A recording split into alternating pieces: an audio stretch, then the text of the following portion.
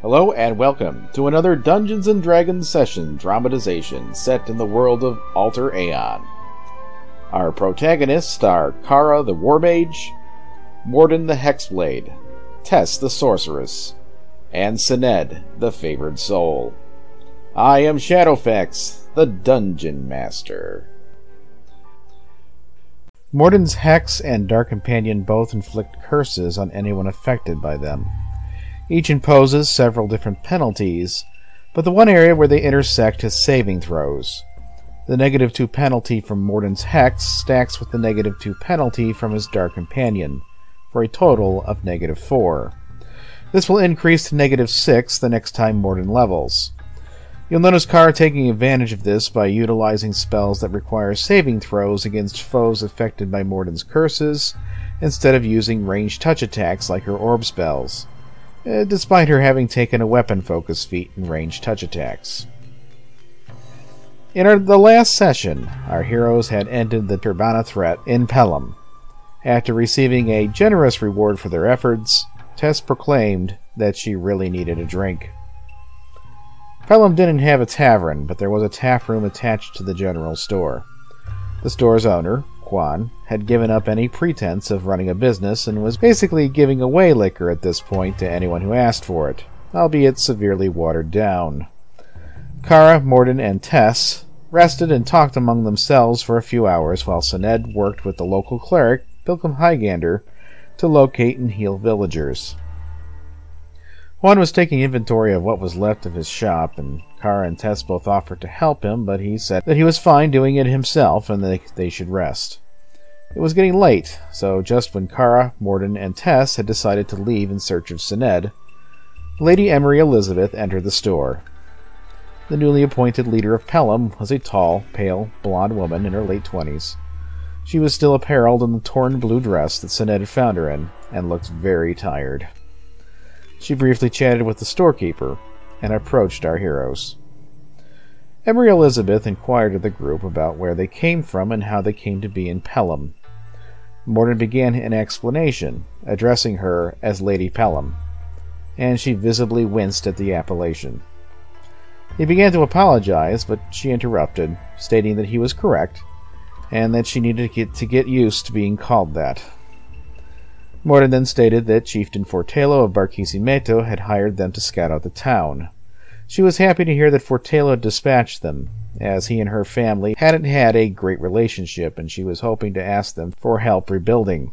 Tess clarified that she had to talk him into it, and that his motives were self-serving, but Emery Elizabeth seemed grateful nonetheless. Lady Pelham then asked our heroes a little bit about themselves, and Morden revealed that they were from the Vamarkan Mercenary Guild. She then asked if Gilbert had sent them, and Morden paused a moment to consider how to reply. But Kara immediately piped up and said that Gilbert was dead, and Morden was the guildmaster now, which surprised Lady Pelham. Morden subtly suggested to Kara that they allow Tess to put her diplomatic skills to good use. So Tess explained in delicate terms what had happened with Gilbert back in Vamarkan. Emery Elizabeth studiously listened to the sorceress tell the tale of Gilbert's betrayal, trial, and execution. Once finished, Lady Pelham was quiet for a while, taking in all the information she had just received.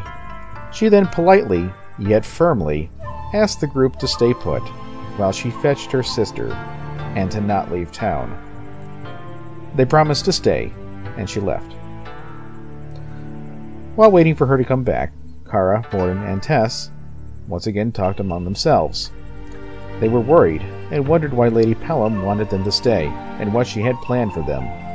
They wondered if they had done something to offend her. A short time later, Lady Pelham returned with Sened and another woman. She was a lean, young woman with a head full of wavy red hair, attired in a dark green dress, and had a strong resemblance to Emery Elizabeth. The concerned-looking newcomer wasted no time introducing herself as Saltash, Gilbert's wife, and Lady Pelham's younger sister. Saltash's first question was to ask where Gilbert's body was.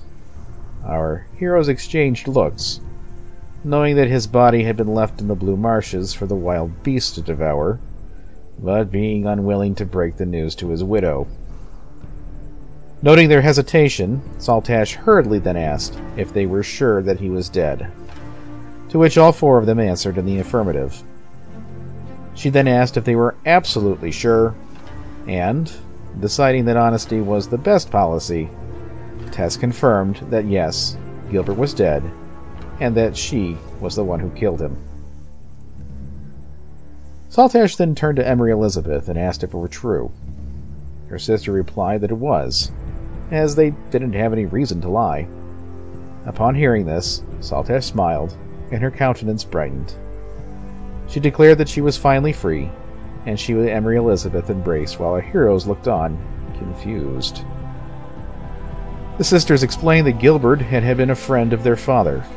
Even though Gilbert was 20 years Saltash's senior, their marriage had been arranged by Lord Pelham as a sort of gift.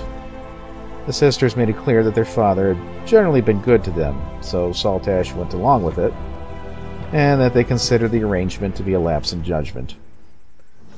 Saltash went on to say that she had nothing to do with Gilbert's nefarious plot, and wanted nothing further to do with Vimarkin or the Mercenary Guild. Our heroes were relieved that they weren't in any trouble. Morden asked Saltash if there was anything in the guild hall that she wanted, and she replied that she didn't keep any personal possessions of consequence in Vimarkin, and spent as much time as possible in Pelham with her family. Emery Elizabeth gave Morden a scroll to deliver to Chieftain Fortello, and the sisters took their leave of our heroes. The group found an unoccupied hut and spent the night there. Early next morning, the group discussed what they should do next. Sinet informed them that the village was sending out search parties into the nearby forest and expressed a desire to stay and help them. Tess also expressed interest, but Morden wanted to return to Barquisimeto and fulfill his contract. It was decided that Sinet would stay behind while the other three traveled.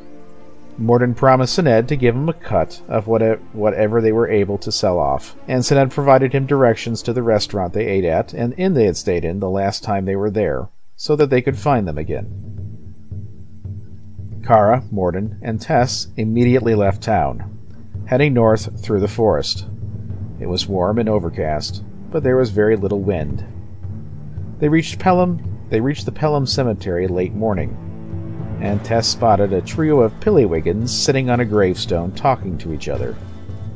They had their backs to the south road, so the group kept quiet. Tess cast tongues, and snuck up close to eavesdrop on their conversation. But they were just talking about girls. She then called out to them, and they spun around in shock, surprised that our heroes were able to sneak up on them.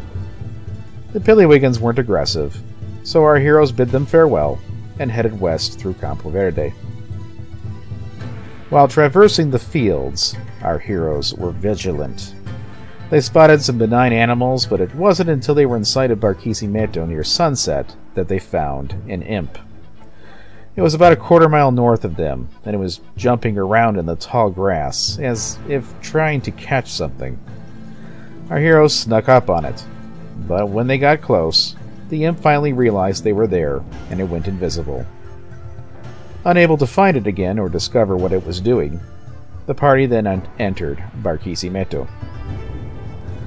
First thing, the group found their way up to Chieftain Fortello's abode, and delivered a report of what had happened in Pelham. The chieftain paid them 250 gold pieces, and asked if they were heading back to the village. When they answered in the affirmative, Fortello penned a scroll to pass back to Lady Pelham, and asked them to drop it off with her on their way back to Vimarkin. They then returned to the lowest district, found the refugees from Pelham, and told them that it was safe to go home. They stayed the night at the inn. The next morning, Morden spent some time selling off excess gear, while the girls perused a local magic shop. Morden ended up trading his scimitar for a masterwork falchion, and Kara bought a caster's shield. Tess obtained some perfume and clothes. Morden also bought some sugar skull candies and gave some to Tess. After having breakfast, it was mid-morning before they left Barquisimeto. The weather was pleasant on their way back toward Pelham. Since they had started their journey later in the day than they had the day before, the group wasn't able to cover the entire distance in one day. Their journey back across Campo Verde was uneventful. It was getting dark by the time they had reached the Pelham graveyard. They considered a forced march to make it to Pelham sooner, but decided not to travel by night.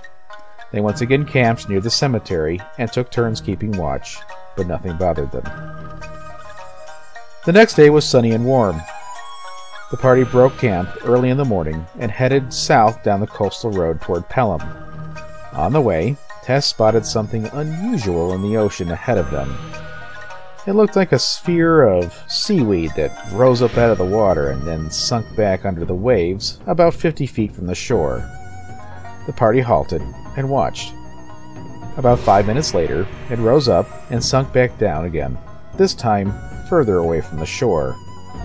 The party decided to move off the road further inland and started heading south again.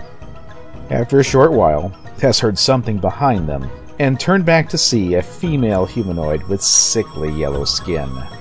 She was covered with warts and oozing sores. Her long, filthy hair resembled a mass of rotting seaweed. The sea hag cast her evil eye, inflicting a curse upon Tess before she could react that paralyzed her with fear. Morden spun around and advanced on the hag, first hexing her and then slashing at her with his falchion. While he attacked, his dark companion obediently and silently slid up beside the enemy. Kara then cast Lightning Bolt, scorching the hag to a crisp. Her burnt blackened body toppled over and onto the sand, which had melted the glass where the lightning bolt had traveled. Our heroes searched the body and found a scroll of Force Cage. After tossing the corpse in the ocean, they moved on. A couple of hours later, near noon, Kara happened to spot a couple of figures standing on the road ahead of them. They observed the people milling about for a time and discussed how to handle the situation. They then approached. The two men on the road were clad in mismatched stitched hide armor. When the party was within an earshot, the men stated that there had been an incident in Pelham, and they were guarding the road. Our heroes might not have known what they were up to, but they saw right through the ruse. Kara asked the men on whose authority they were acting, and they nervously replied that was Lord Pelham had ordered the closing of the road. Kara then raised her morning star and said that Lord Pelham was dead, and if they didn't come clean, they would be next.